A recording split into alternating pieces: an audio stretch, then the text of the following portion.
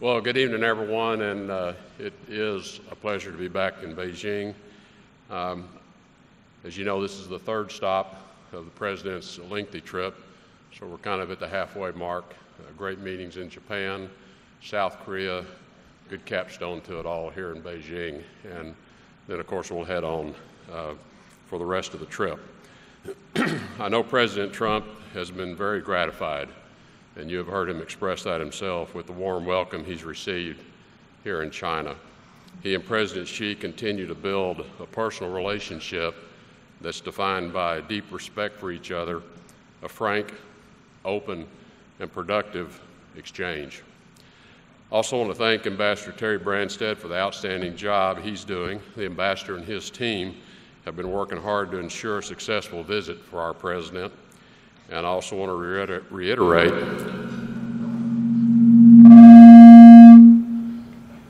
someone's in charge.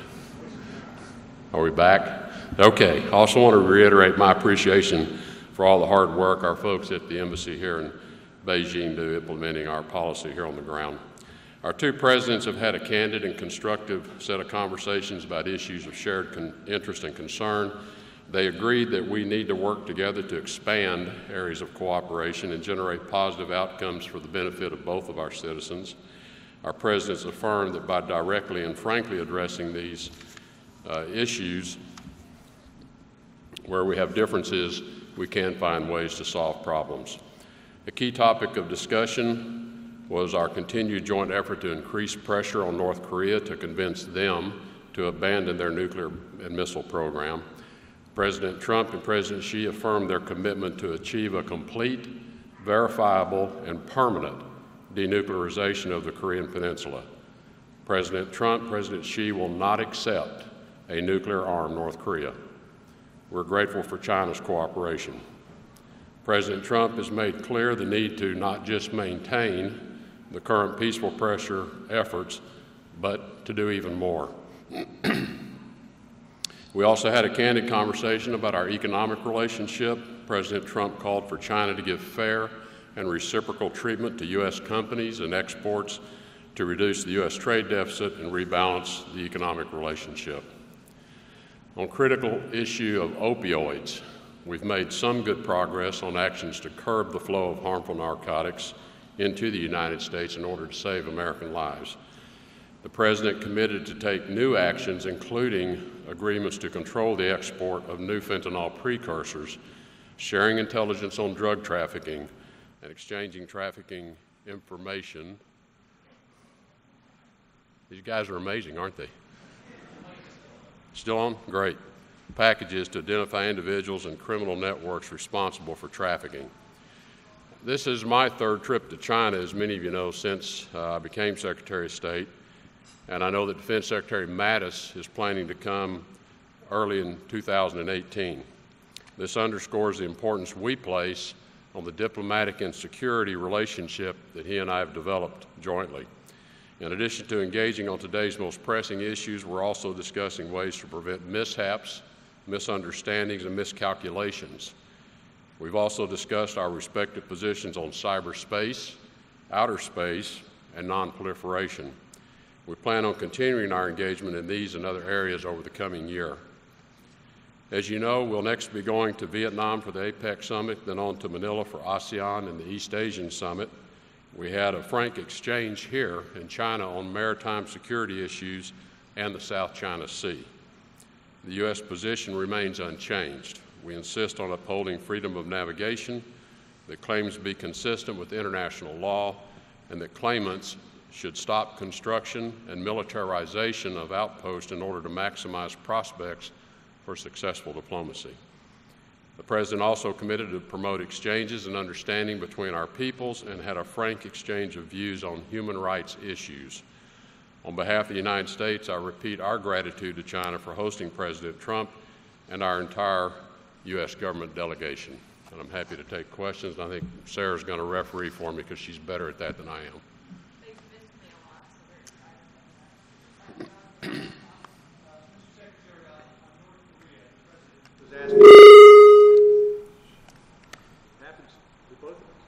The President was asking Xi Jinping to do more to close down bank accounts, send North Korean workers back, cut off oil supplies. Where did you get on that front?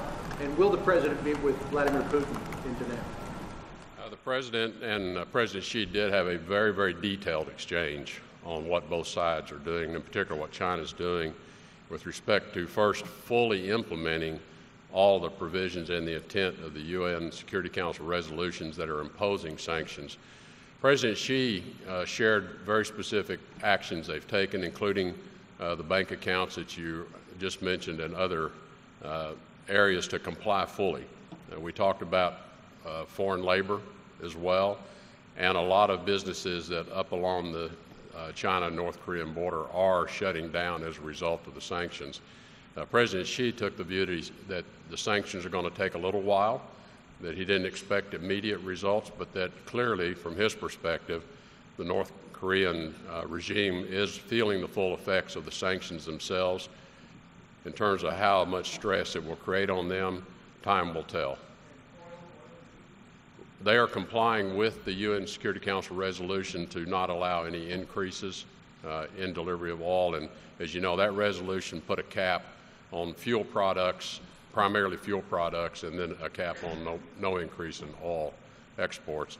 With respect to the potential meeting between President Trump and President Putin, that's still under consideration.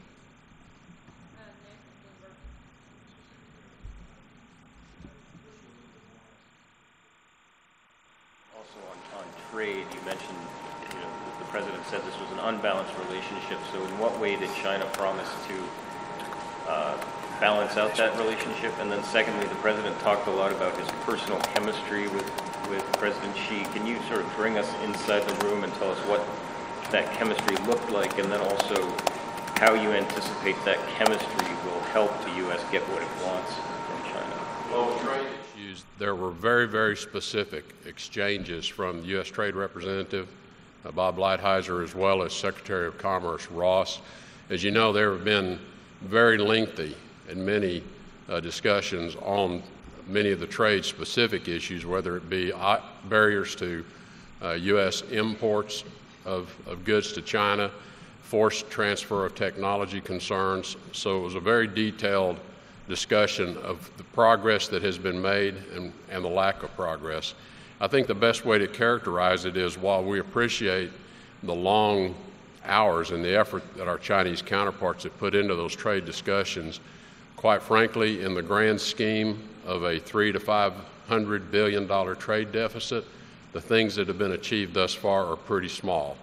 I mean, they're not small if you're a company maybe that has seen some relief, but in terms of really getting at some of the fundamental elements behind why this imbalance exists, there's still a lot more work to do. And that was made very clear by both the Trade Representative and the Commerce Secretary. And the Chinese acknowledge much more has to be done. So I would say there's a lot of work left to do to progress trade to the point that it will achieve President Trump's objectives and our objective, which is to rebalance what has really occurred over many years, this trade imbalance itself. I think in terms of the chemistry between the two, it most manifests itself in just the very just the openness that exists around that table. I don't sense there's any reservation on the part of President Xi to express exactly his views on certain issues, and there's certainly no reservation on the part of President Trump to express his view. And so that means sometimes it's an expression that we don't agree. And that's useful in and of itself to have a clear understanding of why we don't agree, and whether it's something that we're just going to set aside, or whether it's something that we ought to spend more time trying to understand better to see if we can't close the gap between those differences. But I think the chemistry is really manifest in just the very open nature of their meetings.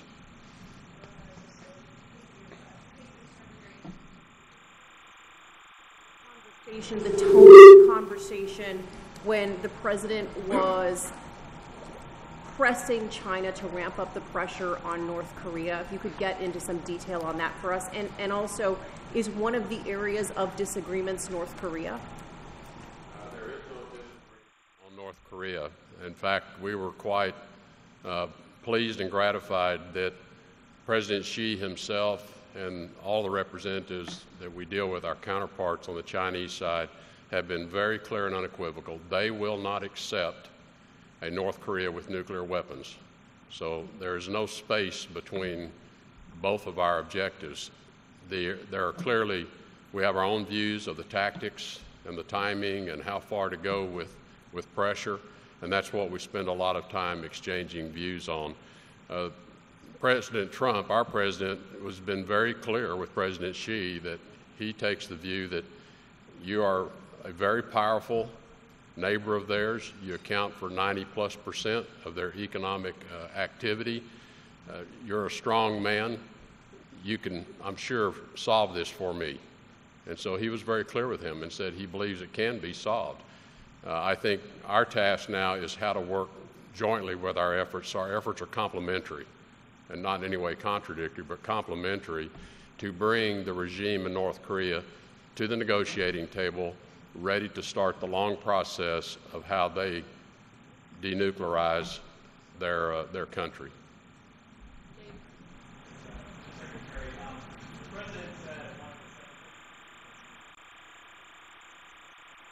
China for the trade imbalance. He said during the campaign that China was raping the economy and threatened to declare China a currency manipulator. Why the change of heart here? And can you explain why the president said who can blame a country that is able to take advantage of another country for the benefits of its citizens? I give China great credit. Does he seem like he's praising them for taking advantage of the United States? Well, as I was sitting there listening to that, there was a little bit of tongue-in-cheek in that characterization, but there was also a lot of truth to it. During our discussions, the U.S. Trade Representative went over the history of U.S.-China trade imbalances from the time that China joined the WTO. And that trade imbalance, he kind of went year by year by year. And he made the point that if you look at the 15 highest trade balances by year that we've had in the history of the country, all 15 of them are with China. And that it's been an issue that has just grown over time. It just keeps going up from year to year to year. And so I think what the president was just reflecting on is, look, we are where we are because previous administrations, whether through benign neglect, which is my own characterization of it, or for whatever reasons, allowed this to happen and allowed it to get so out of balance that now it's not an easy thing to rebalance. But I think to President Trump's credit, he recognizes, and these are the words we have used with the Chinese, it is not sustainable. We can't just continue on this path and this trajectory that we're on. We have to change the word that we're using. We have to change the paradigm. And so how do we do that? And we have to do it together. You know, we have to work through this together. But I think his characterization of not blaming a large developing country from doing what they can do, I feel the same way about a number of actions that countries take. If the door is open, you're going to walk through it. And I think in this case, the president was simply saying, look, previous administrations have kind of left this trade door open. I didn't detect that at all.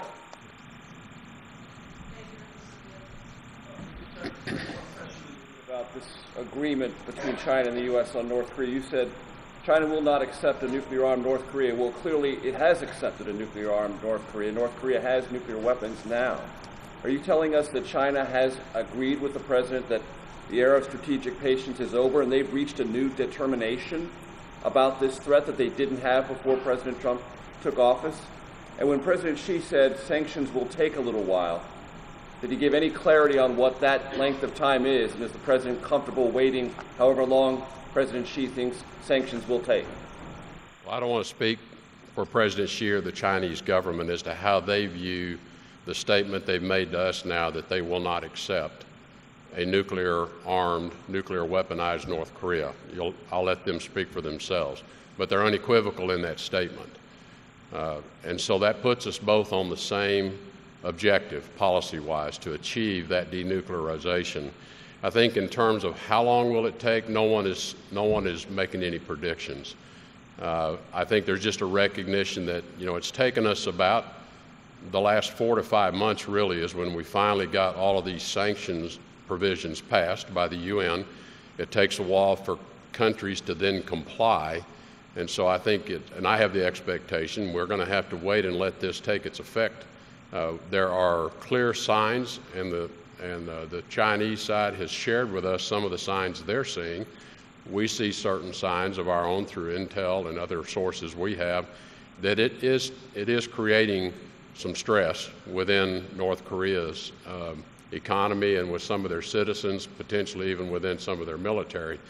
So it is something, though, that sanctions themselves always require some time for inventories to be used up, for alternatives to be closed off, and a lot of the sanctions compliance is us identifying places where they're reshifting to try to maintain certain economic activity. We try to close that off then. You said the two nations have their own views on tactics and timing.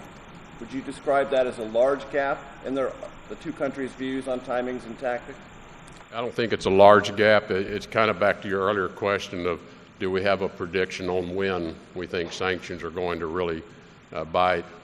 I think, the Chinese clearly have always taken a view that this needs to be solved through dialogue. It needs to be solved through diplomatic efforts.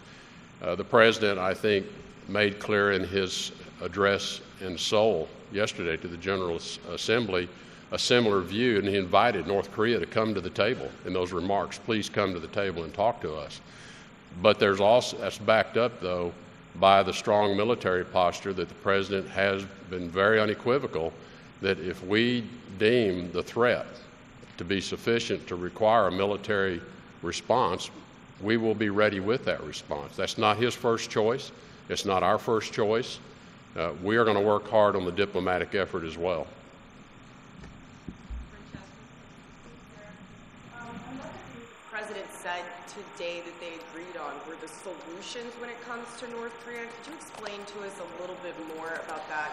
And then also on that note, on this trip, the president used very strong words for Kim Jong-un's government when he was in South Korea. But we didn't hear him use some of the same derogatory language for him that we've heard from him in the past, like at the United Nations, like the Little Rocket Man. I'm wondering if the Japanese government or the South Korean government or even the Chinese government asked him not to use that kind of language and to kind of tone it down while he was so close to North Korea. No such request that I'm aware of. I think if you really look at the entirety of the president's speech to the General Assembly in Seoul yesterday, which I thought it was a historic speech. It was a great contrast in what is possible for North Korea. And it's a bright line of what democracy, democratic values, allowing the will of the people to advance their lives under their own aspirations against what life under an autocratic dictator looks like. I mean, I don't know of another place you can search the globe, and I don't know where else on the world's surface you'll see such a contrast of the same peoples. And it's been I think, an exhibit in the power of democracy and democratic values when people are allowed to govern their lives that way. And he was really, I think, creating that aspiration for North Korea. And that is part of the way forward. So when you say, what is the way forward? I think the Chinese government feels the same, as that the way forward is to enable North Korea to advance its economy, advance opportunity for its citizens who, as you know, struggle. Many of them struggle. That is a different sort of message and tone that we've heard the president take to this North Korea situation in the past. So if it wasn't another government that asked him not to use some of the same kind of derogatory language, what did make him change his approach to that situation? Was the U.S. concerned that language might be seen as provocatory? This was a speech that the president worked on personally. Many of us had input to the original draft. We then sat down with him. He went through the speech more than once, and he made a lot of changes in the tone of that speech, up and down, and landed where he landed. And he was making changes to the tone of that speech, I can tell you up to the last 5 minutes before he walked in to deliver it, he was still looking at certain phrases and deciding whether to leave those in or not. So the answer is the President of the United States decided what the tone of that speech was going to be, and he delivered it with that tone. We'll take one last question. Jeff. Mr. Secretary, on the possible meeting with the Russian president on Thursday, just to follow up on John's question, is it still under possible plan? The president seemed to suggest when he was flying here on Air Force One that he expected to meet on Thursday. Has something changed since then, or it's just not nailed down yet? An agreement to, certainly not to a formal bilat. I mean, clearly the leaders are going to be at the summit together. Wouldn't be at all unusual if they ended up with some kind of a pull aside. The question is whether we've got sufficient substance. And we're working with the Russians, as you know, in a number of very difficult areas. And we have been in contact with them, and the view has been if the two leaders are going to meet, is there something sufficiently substantive to talk about that would warrant a formal meeting? And so I would just say there's been no conclusion made on that. We continue to have conversations. I have conversations at my level with counterparts as well as to, if we're going to have a meeting, let's make sure it's a meaningful meeting. I think you well know we have a significant effort underway in Syria with Russia to find a solution to Syria beyond the defeat of ISIS, which is what we're concentrated on right now. We have significant conversations underway with Russia on the situation in Ukraine. We have conversations with them on other areas. I mean, you probably can make that list yourself. But we have had a significant effort in the Middle East and in Ukraine underway with them, and we'd like to know if the two heads of state are going to meet, is there something we can point to that's useful to meet? Otherwise, we'll just keep working it.